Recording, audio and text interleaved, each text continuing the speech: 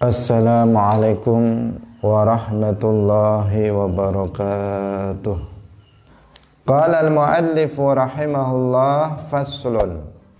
Wa min ma'asil aini an-nazaru ila an-nisa'il ajnabiyyati wa kadha nazaruhunna ilaihim wa nazarul awrati fayahrumu nazarur rajuli ila syai'in min badanil mar'atil ajnabiyyati ghairil halilati. Faslun utawi iki iku fasal suici. Wa mimma asil aini lan iku setengah sangking pira-pira dosane mripat. An-nadharu utawi ningali ilan nisa'i maring pira-pira wadon al ajnabiyyati kang liya. Wa kadzalan iku kaya mangkon-mangkono an-nazar ilan nisa al ajnabiyyat nazaruhunna utawi ningaline an-nisa al ajnabiyyat ilaihim maring pira-pira wong lanang. Wa nazarul awrati lan ningali pira-pira aurat. Fayahrumu mongko haram apa nazaru rajuli ningaline wong lanang ila syai'in maring suwici-wici min badanil mar'ati saking badane wong wadon al ajnabiyyati kang liya ghairil halilati kang sakliyane bojone wong. Kaum muslimin muslimat hadirin hadirat rahimakumullah. Nah, pagi hari ini kita mulai membahas tentang dosa-dosa mata. Artinya apa saja hal-hal yang diharamkan untuk dilihat dengan mata, yang nggak boleh dilihat oleh mata itu apa saja. Nah, dalam pasal ini akan dijelaskan. Mu'alif menjelaskan bahwa yang pertama adalah memandangnya seorang laki-laki pada perempuan, demikian juga sebaliknya. Nah, tetapi tidak secara mutlak, ada rinciannya.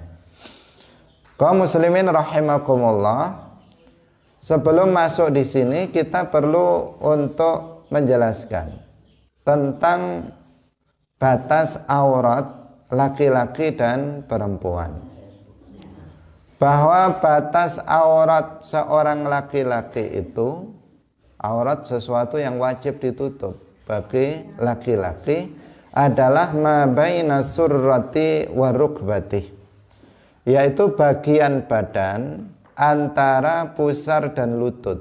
Ini adalah aurat. Nah, bagian badan di antara pusar dan lutut ini aurat bagi laki-laki. Artinya pusar bukan aurat bagi laki-laki, lutut juga bukan aurat.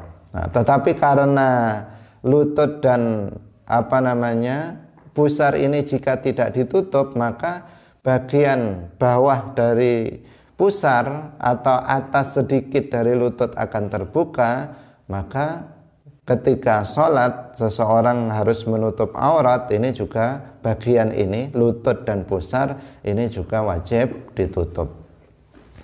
Tetapi kita ingin menjelaskan di awal ini sebelum memasuki tema bahwa aurat seorang laki-laki itu adalah seluruh seluruh bagian di antara pusar dan lutut. Ini untuk laki-laki dalam mazhab Syafi'i.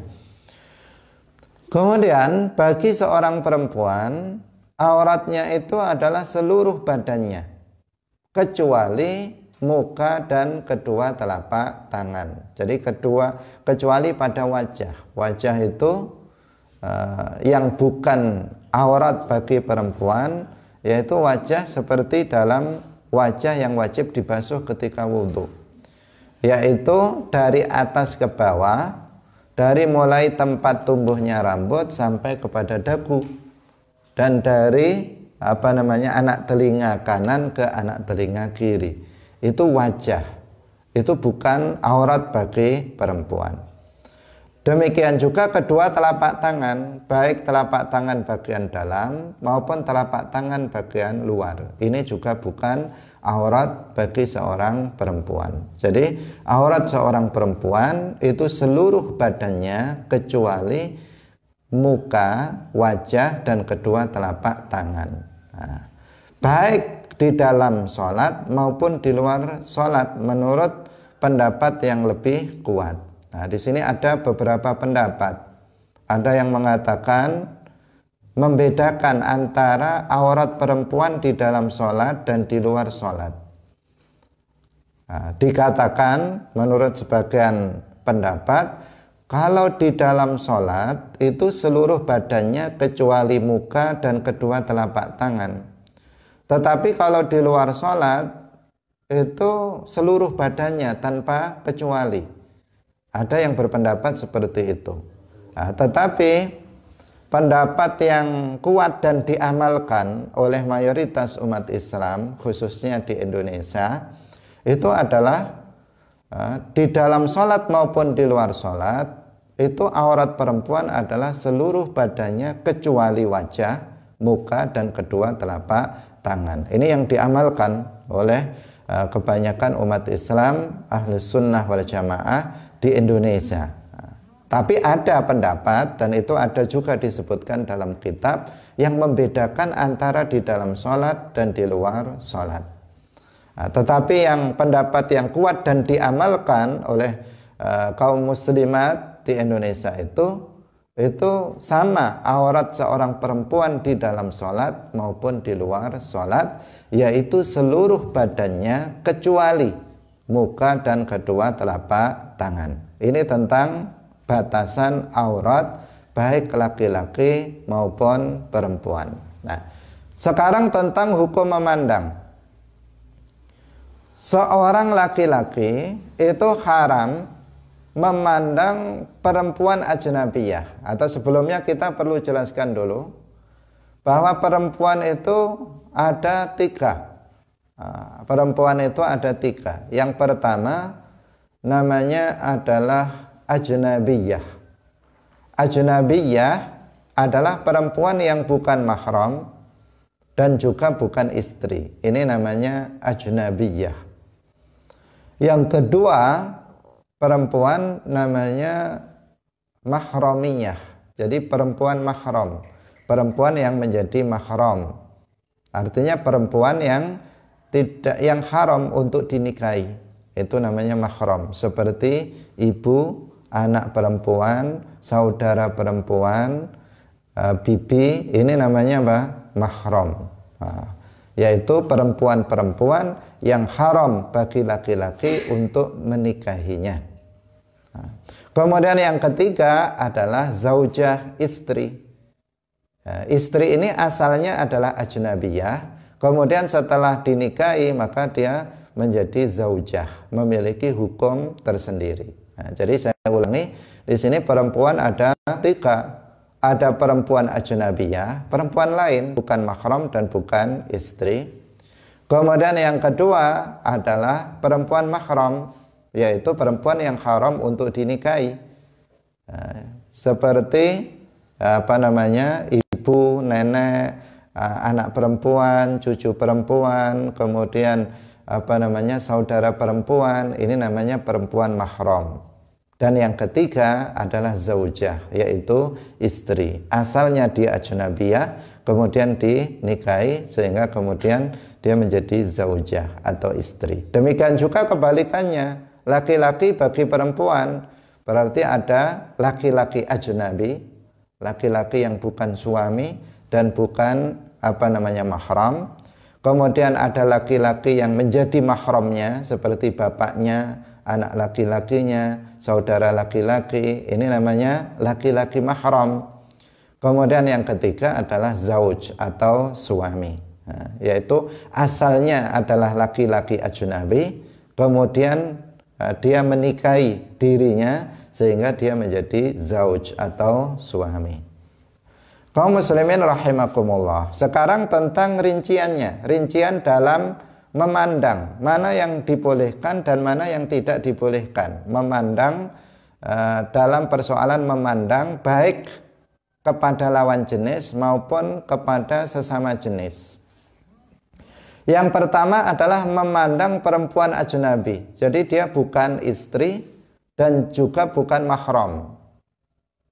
Bukan istri dan juga bukan mahram. Rincian hukumnya adalah haram memandang pada selain wajah dan kedua telapak tangan, meskipun tanpa syahwat. Tadi kan auratnya itu adalah seluruh badannya kecuali muka dan kedua telapak tangan. Maka memandang perempuan ajnabi selain selain istri dan mahramnya, bagi laki-laki haram memandang selain wajah dan kedua telapak tangan, meskipun tanpa syahwat. Misalnya memandang rambutnya haram, memandang kakinya haram, memandang tangan selain telapak tangannya itu haram bagi laki-laki terhadap seorang perempuan. Dengan syahwat atau tanpa syahwat itu haram. Karena apa? Memandang pada aurat. Kalau memandang pada wajah, ini rincian yang kedua, memandang pada wajah seorang perempuan ajnabi, bukan istri, bukan mahramnya, atau memandang kedua telapak tangannya, maka di sini hukumnya boleh selama tidak ada syahwat. Jadi seorang laki-laki dia boleh memandang wajah dari perempuan lain yang bukan istri dan bukan mahram. Dia boleh memandang kedua telapak tangan perempuan lain yang bukan istri, bukan mahram, dengan catatan tidak diiringi dengan syahwat. Jadi boleh memandang wajah perempuan lain tanpa syahwat. Jika dengan syahwat, maka hukumnya tetap haram. Meskipun yang dilihat itu wajah atau yang dilihat itu kedua telapak tangan, artinya bukan auratnya, tetapi jika diiringi dengan syahwat, maka ini hukumnya tetap haram. Saya ulangi lagi, seorang laki-laki melihat perempuan ajnabiyah, perempuan yang bukan mahram, bukan ibunya, bukan anak perempuannya, bukan saudara perempuannya, bukan istrinya. Dia memandang pada selain wajah dan kedua telapak tangan, hukumnya haram secara mutlak, baik dengan syahwat atau tanpa syahwat. Ini yang pertama. Yang kedua, memandang pada wajah dan kedua telapak tangannya, artinya memandang pada selain auratnya, memandang mukanya dan memandang kedua telapak tangannya. Maka ini boleh selama tidak diiringi dengan syahwat. Jika dengan syahwat, meskipun melihat pada wajah, meskipun melihat pada kedua telapak tangannya, maka hukumnya tetap haram. Kaum muslimin pemirsa yang dirahmati oleh Allah Subhanahu wa ta'ala. Ini yang pertama, rinciannya. Demikian juga apa? Demikian juga kebalikannya, seorang perempuan melihat laki-laki. Bagaimana rinciannya? Kalau seorang perempuan melihat laki-laki pada selain bagian antara pusar dan lutut, maka itu boleh. Itu boleh selama tidak dengan syahwat. Jadi misalnya melihat bagian di atas pusar dan bagian di bawah lutut, maka hukumnya apa? Boleh selama tidak dengan syahwat. Tetapi melihat, seorang perempuan melihat bagian di antara pusar dan lutut dengan syahwat atau tanpa syahwat, maka hukumnya adalah haram. Dengan syahwat atau tanpa syahwat, jika yang dilihat itu adalah bagian di antara pusar dan lutut, maka hukumnya adalah haram. Jadi hampir sama rincian hukum melihatnya seorang perempuan kepada laki-laki atau laki-laki kepada seorang perempuan. Yang membedakan adalah auratnya. Karena aurat seorang laki-laki itu bagian badannya di antara pusar dan lutut, sementara perempuan itu auratnya adalah seluruh badannya kecuali muka dan kedua telapak tangannya. Kaum muslimin rahimakumullah, sudah bisa dipahami ya. Semoga sudah bisa dipahami karena sudah kita ulang 2 kali. Kemudian yang kedua adalah melihat perempuan ajnabiyah.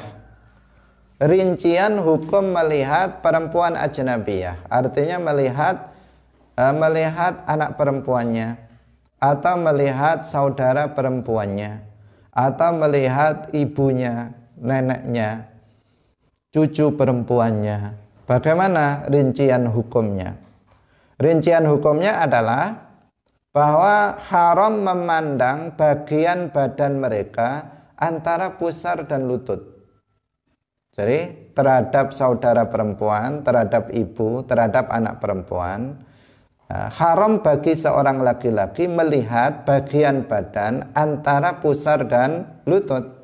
Di atas pusar itu diperbolehkan, di bawah lutut itu diperbolehkan. Itu jika seorang laki-laki terhadap perempuan mahram yang menjadi mahramnya. Tetapi dengan catatan tanpa syahwat. Jika dengan syahwat di antara pusar dan di bawah lutut, maka tetap haram. Pokoknya kalau dengan syahwat, maka di sini hukumnya adalah haram. Jadi ini beda dengan perempuan ajnabiyah. Kalau perempuan ajnabiyah tadi itu yang boleh hanya melihat wajah dan kedua telapak tangan. Selain itu tidak diperbolehkan. Itu pun jika tanpa syahwat. Jika dengan syahwat tetap haram. Tetapi jika melihat kepada perempuan mahramiyah, maka di sini seorang laki-laki boleh melihat bagian badan selain bagian di antara pusar dan lutut. Di atas pusar boleh, di bawah lutut boleh, selama tanpa syahwat. Jika dengan syahwat, maka tetap diharamkan. Hukumnya tetap haram jika disertai dengan syahwat. Itu untuk seorang laki-laki terhadap perempuan mahramiyahnya. Saya ulangi lagi karena khawatir ada kesalahpahaman atau jumbuh. Jadi seorang laki-laki terhadap ibunya, terhadap saudara perempuannya, terhadap anaknya yang disebut dengan perempuan mahramiyah. Dia boleh melihat bagian di antara selain antara pusar dan lutut. Jadi atas pusar dia boleh melihatnya, di bawah lutut dia boleh melihatnya dengan catatan tanpa syahwat. Jika dengan syahwat, maka melihat selain di antara pusar dan lutut itu tetap haram. Ini rincian yang pertama. Rincian yang kedua, melihat bagian di antara pusar dan lutut itu haram secara mutlak. Baik dengan syahwat atau tanpa syahwat, maka hukumnya tetap haram. Itu jika yang dilihat adalah di antara pusar dan lutut. Sama dengan perempuan melihat perempuan ajnabiyah, selain melihat pada muka dan kedua telapak tangan, maka hukumnya haram secara mutlak, baik dengan syahwat atau tanpa syahwat. Kaum muslimin, muslimat, hadirin hadirat, pemirsa Madu TV yang dirahmati oleh Allah Subhanahu wa ta'ala. Kemudian rincian yang ketiga. Rincian yang ketiga adalah memandang istri. Tadi kita telah sebutkan perempuan itu ada berapa? Ada 3, yaitu perempuan ajnabiyah, perempuan yang bukan mahram dan juga bukan istri. Yang kedua adalah perempuan mahramiyah, yaitu perempuan yang haram untuk dinikah. Dan yang ketiga adalah zaujah atau istri. Nah, memandang istri dan budak perempuan. Nah, ini budak perempuan sudah nggak ada. Nah, maka boleh memandang seluruh badannya baik dengan syahwat atau tanpa syahwat. Ini diperbolehkan. Menurut pendapat yang kuat itu diperbolehkan seluruh badannya tanpa pengecualiannya, tanpa pengecualian. Kaum muslimin rahimakumullah. Kemudian yang keempat adalah tentang memandang sesama jenis. Nah, sesama jenis. Memandang sesama jenis.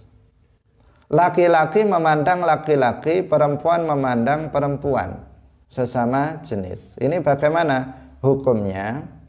Laki-laki haram memandang laki-laki lain pada bagian di antara pusar dan lutut.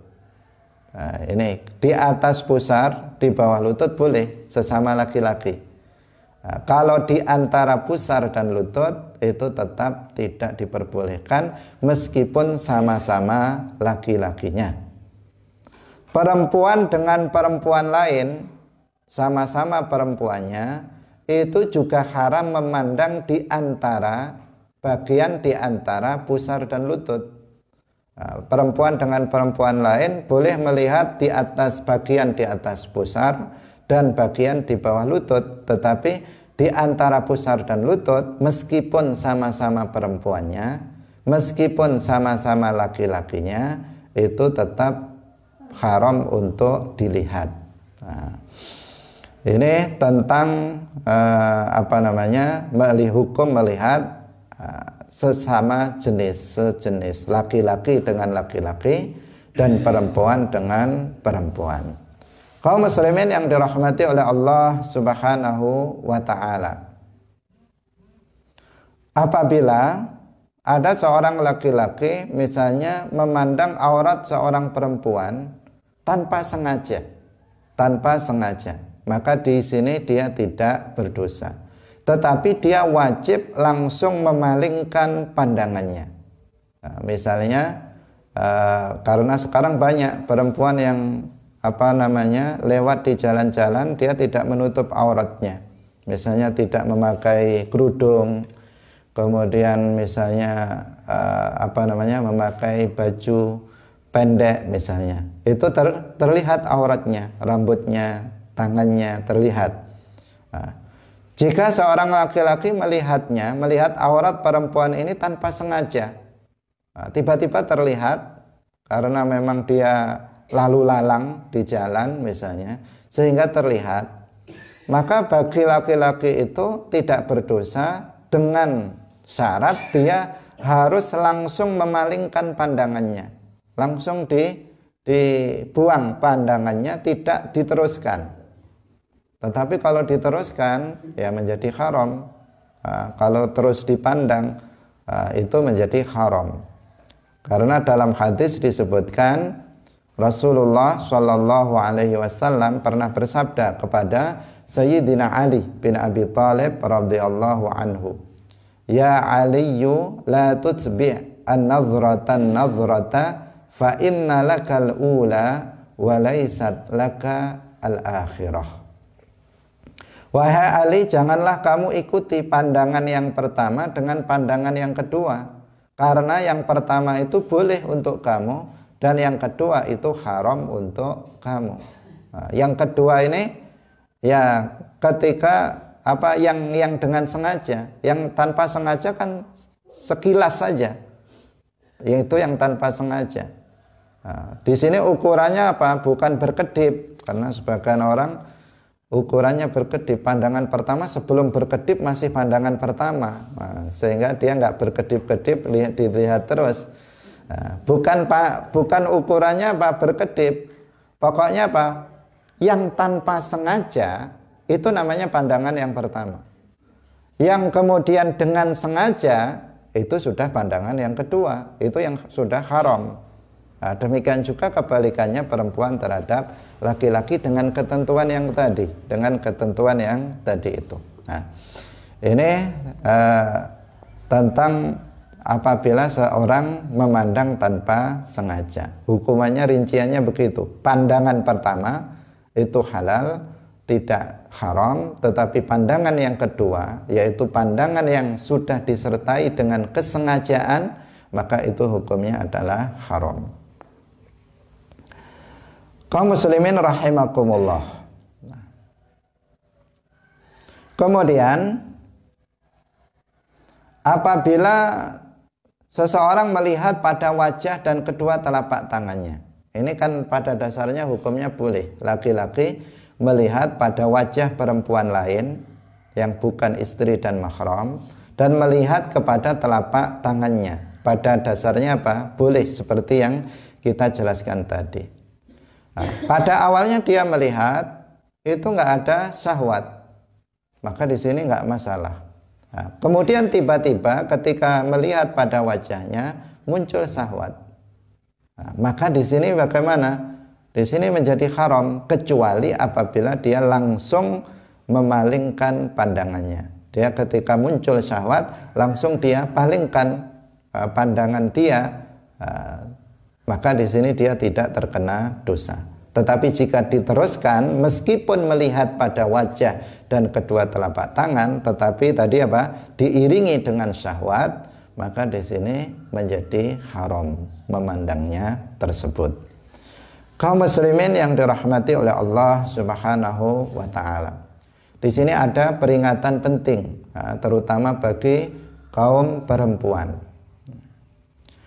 Apabila seorang perempuan itu sakit, maka yang hendaknya yang dilakukan adalah dia berobat terlebih dahulu, cari dokter yang perempuan. Dia harus terlebih dahulu mencari dokter perempuan yang muslimah. Jadi dia seorang perempuan dan muslimah, itu yang harus dicari dulu. Tidak boleh bagi seorang perempuan itu berobat kepada dokter laki-laki meskipun muslim jika masih ada dokter perempuan yang muslimah. Nah, harus diutamakan, dicari dulu dokter perempuan yang muslimah.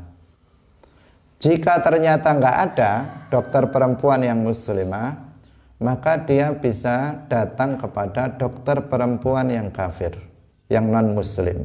Cari dokter perempuan yang non-muslim. Ini yang kedua. Jika nggak ada juga, dokter perempuan sama sekali nggak ada, yang muslimah nggak ada, yang non-muslim, yang non-muslimah itu juga tidak ada. Maka di sini dia boleh berobat kepada dokter muslim laki-laki, tetapi dengan didampingi oleh mahramnya, didampingi oleh suaminya atau oleh bapaknya atau oleh saudara laki-lakinya, didampingi. Dan dokter itu hanya boleh melihat bagian badan yang diperlukan untuk pengobatan. Nah, nggak boleh bagi dokter itu membuka bagian badan dari perempuan itu selain yang dibutuhkan. Selain yang dibutuhkan. Kalau misalnya yang disuntik bisa di sini, ya yang dibuka yang bagian yang disuntik saja. Tidak seluruh lengannya misalnya. Jadi dia hanya yang dibutuhkan untuk pengobatan itu yang yang dibuka.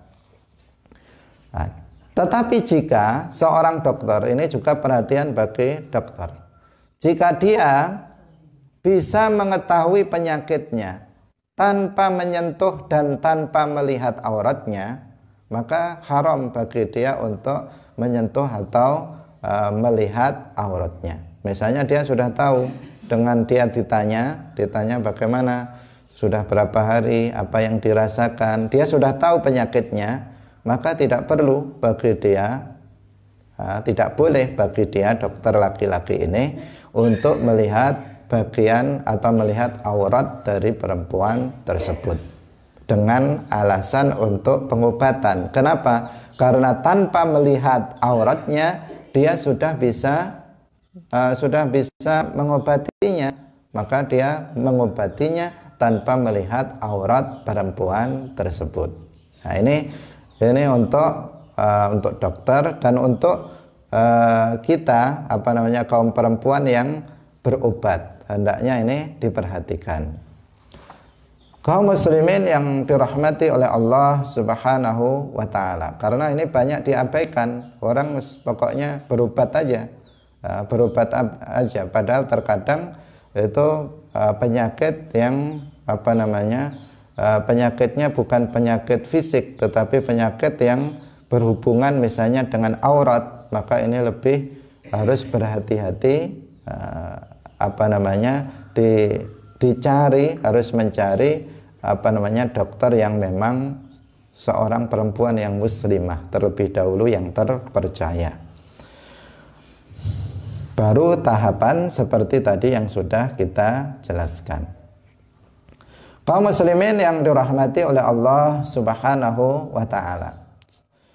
Sekarang kita lanjutkan kembali. Qala al-muallif rahimahullahu taala wa yahrumu 'alaiha kasfu syai'in min badaniha bi hadrati man yahrumu nadharuhu ilaiha wa yahrumu 'alaihi wa 'alaiha kasfu syai'in mimma baina surrati war rukbati bi hadrati muttali'in 'alal awrati walau ma'a jinsin wa mahramiyatin ghairi halilin. Haram bagi seorang perempuan untuk membuka bagian aurat dari badannya di hadapan orang yang haram baginya untuk memandangnya. Dan haram bagi seorang laki-laki dan perempuan membuka bagian badan yang di antara pusar dan lutut di hadapan orang yang melihat aurat meskipun dengan sesama jenis atau mahram selain suami. Kaum muslimin rahimakumullah. Jadi ada rincian sekarang tentang masalah membuka badan bagi laki-laki dan perempuan. Yang pertama bagi perempuan,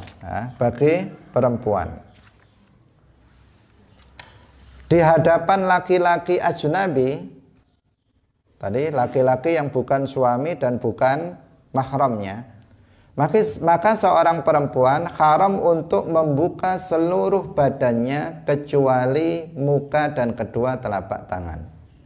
Kalau di rumah tidak ada laki-laki lain, yang ada cuman suaminya atau saudara perempuannya, maka di sini tidak haram dia untuk membuka kepalanya misalnya. Tetapi kalau dia keluar rumah misalnya atau di depan rumah yang jalan itu banyak berlalu lalang laki-laki lewat di jalan itu, maka dia di teras misalnya duduk-duduk di situ, dia harus menutup seluruh badannya kecuali muka dan kedua telapak tangannya. Karena apa? Di sini ada orang ajnabi, laki-laki yang bukan mahramnya, bukan suami, yang lalu lalang lewat, yang akan bisa melihat aurat dia. Nah, maka bagi perempuan jika ada laki-laki ajnabi, maka haram baginya untuk membuka seluruh badannya selain muka dan kedua telapak tangannya.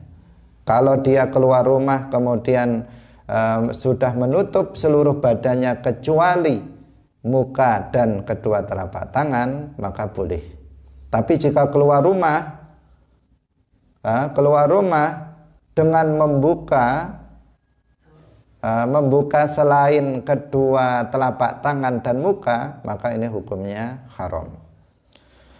Kemudian di hadapan mahram, berarti di rumah. Kalau di rumah di hadapan mahram, di situ ada suami, ada anak laki-lakinya misalnya, atau ada saudara laki-lakinya, maka bagi perempuan haram untuk membuka bagian di antara pusar dan lutut.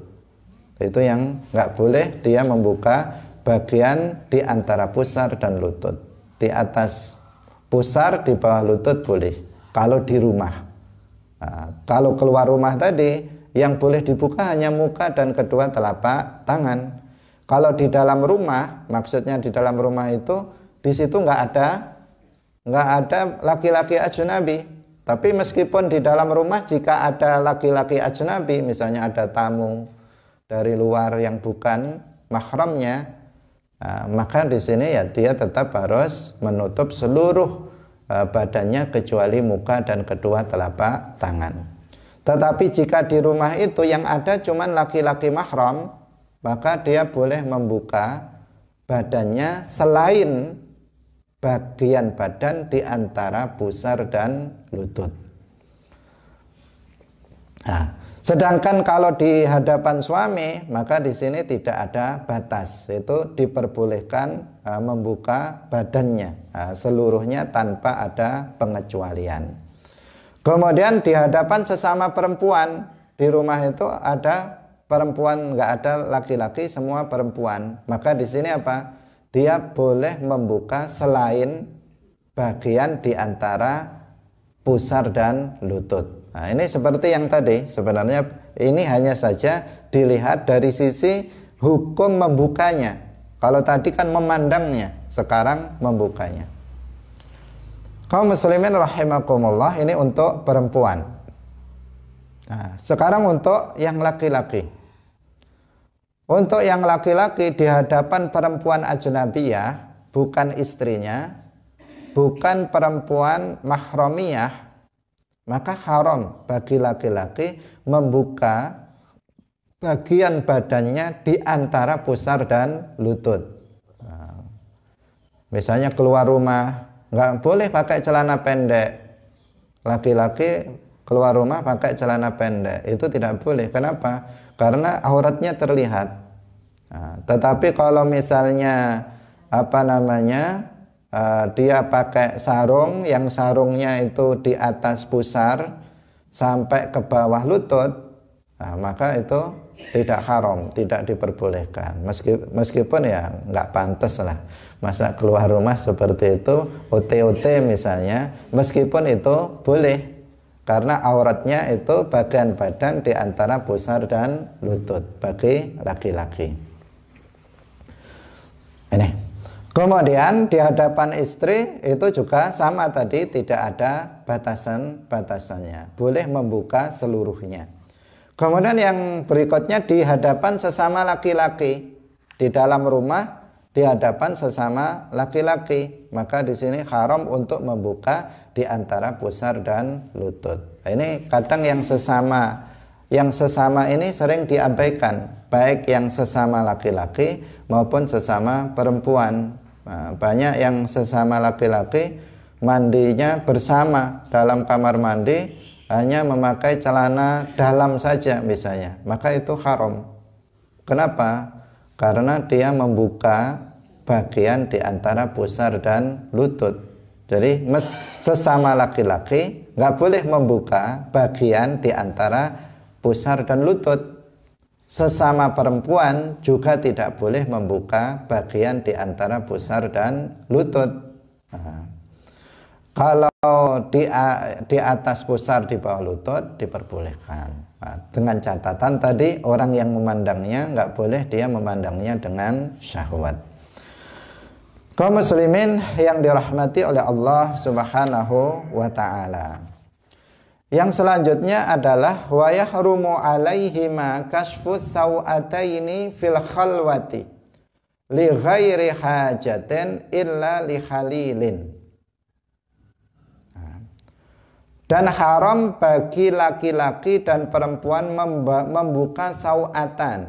Membuka sawatan itu kubul dan dubur dalam kesendirian tanpa ada keperluan. Nah, tanpa ada keperluan. Jadi laki-laki atau perempuan di dalam kamar sendirian. Nah, di dalam kamar sendirian, nggak ada orang lain, nggak ada perempuan lain, nggak ada laki-laki lain. Nah, dia sendirian, maka nggak boleh dia kemudian telanjang bulat, ya, nggak pakai kubul duburnya itu tidak ditutup, itu tidak diperbolehkan, kecuali jika ada hajat, misalnya mandi, mandi, dia hajat untuk mandi, maka di sini diperbolehkan karena ada hajat. Atau misalnya ganti pakaian, dia mau ganti pakaian, itu kan ada keperluan, Atau misalnya sangat panas, jadi udaranya sangat panas, dia nggak betah, kemudian dia copot semuanya, maka di sini diperbolehkan. Kenapa? Karena ada hajat, ada keperluan. Jika tanpa ada keperluan, nggak ada apa-apa, tiba-tiba dibuka semuanya meskipun sendirian di dalam kamar misalnya, maka ini tidak diperbolehkan. Jika membuka apa? Kubul dubur. Ini yang tidak diperbolehkan. Meskipun dalam sendirian, tidak ada orang lain. Tapi kalau tujuannya itu untuk mandi, untuk buang hajat misalnya, maka itu jelas diperbolehkan. Nah, dalam kesendirian, tidak ada orang lain. Jika ada orang lain, ya jelas tadi hukumnya seperti yang sudah kita bahas sebelumnya. Kaum muslimin yang dirahmati oleh Allah Subhanahu wa taala.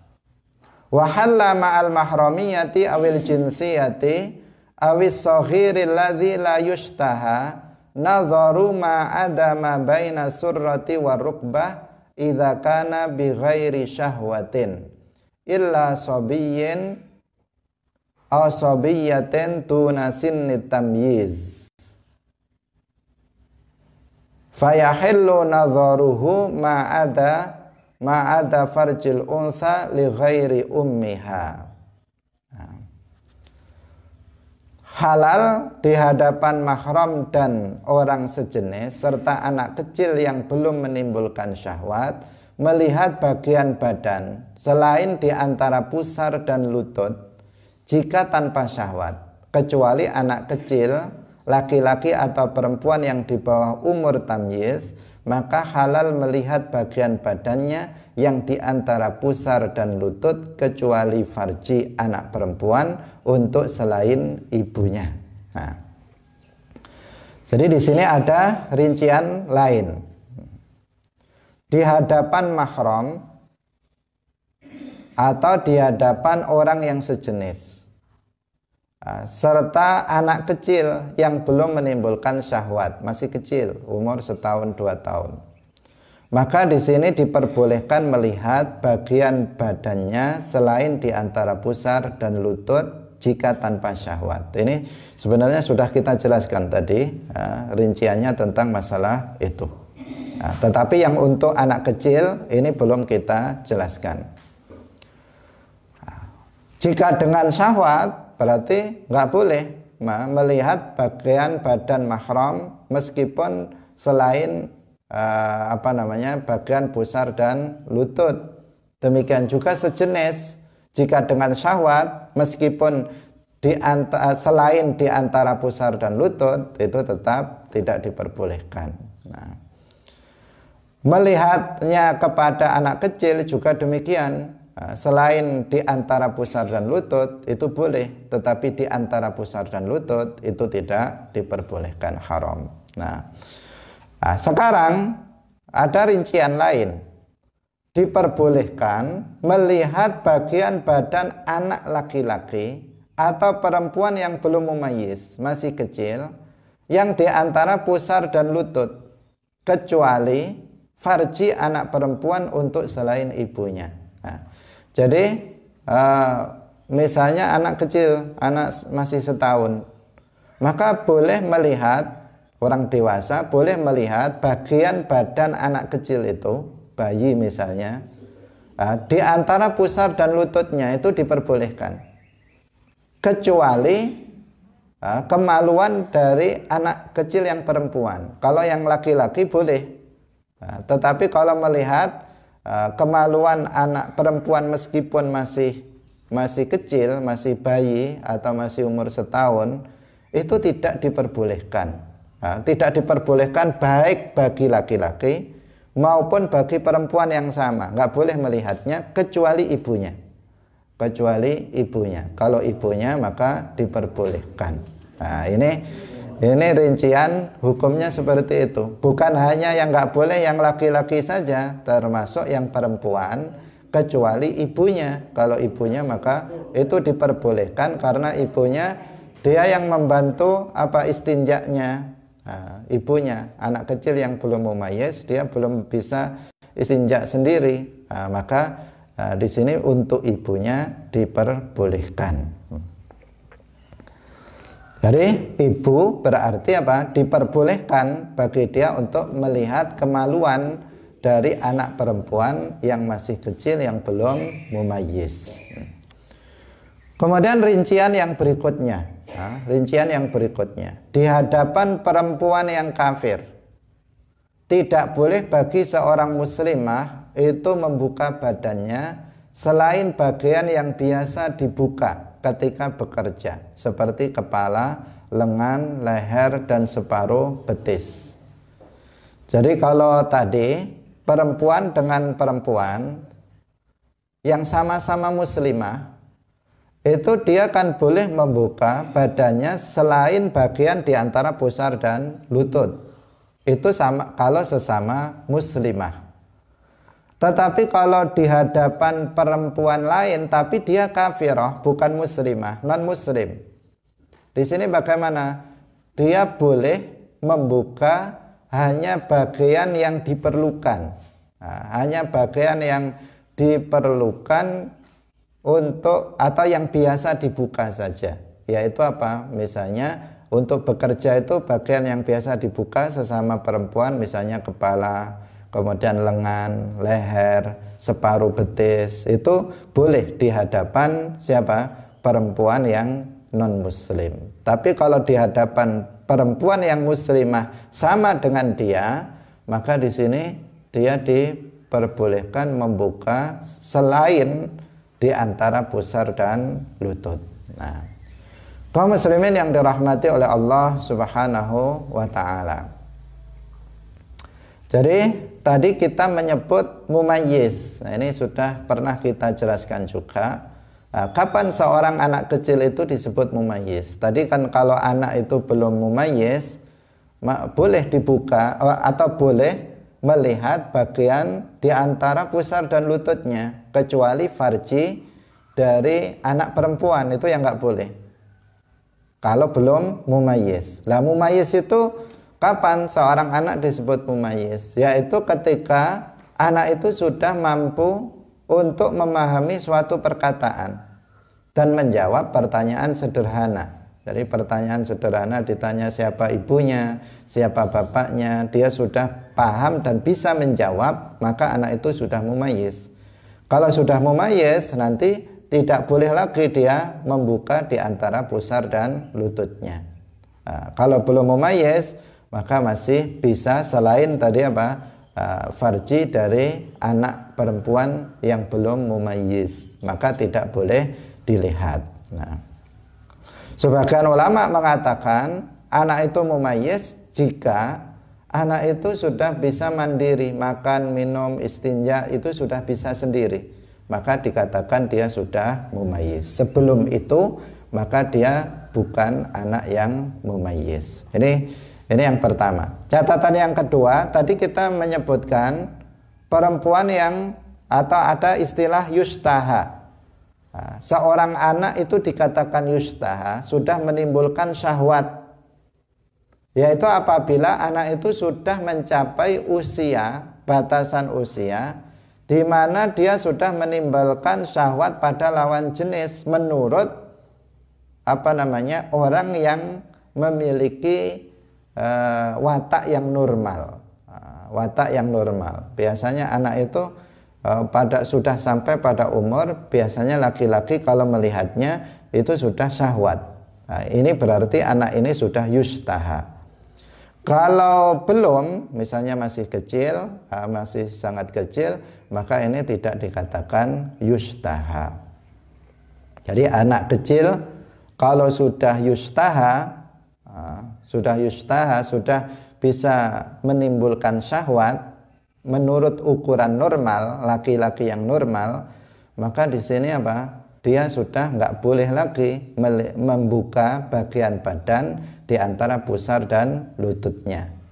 Tetapi jika la tushtaha masih sangat kecil yang belum menimbulkan syahwat, maka di sini dia masih diperbolehkan membuka di antara pusar dan lutut, atau begini, diperbolehkan bagi laki-laki untuk laki-laki atau perempuan lain untuk melihat bagian badannya di antara pusar dan lutut. Jika yang la tushtaha, tetapi dengan catatan tanpa syahwat dan selain pada farji anak perempuan yang farji untuk anak perempuan. Selain itu, kaum muslimin yang dirahmati oleh Allah Subhanahu wa taala. Sampai di sini dulu pengajian kita pada pagi hari ini tentang dosa-dosa mata yang haram untuk dilihat. Ada banyak rincian yang tadi sudah kita jelaskan yang mesti untuk kita perhatikan. Insya Allah satu pertemuan lagi tentang dosa mata. Tidak banyak pembahasan tentang dosa mata. Nanti dilanjutkan dengan dosa lisan. Ini yang paling banyak sekali contoh-contohnya, karena memang Rasulullah bersabda, aktsaru khotoya bani Adam min lisanihi. Kebanyakan kesalahan manusia itu berasal dari lisannya. Untuk mata itu tidak banyak yang dicontohkan di sini. Tetapi perlu untuk kita perhatikan agar kita tidak jatuh kepada dosa mata. Demikian, barakallahu fikum, semoga bermanfaat. Wassalamualaikum warahmatullahi wabarakatuh.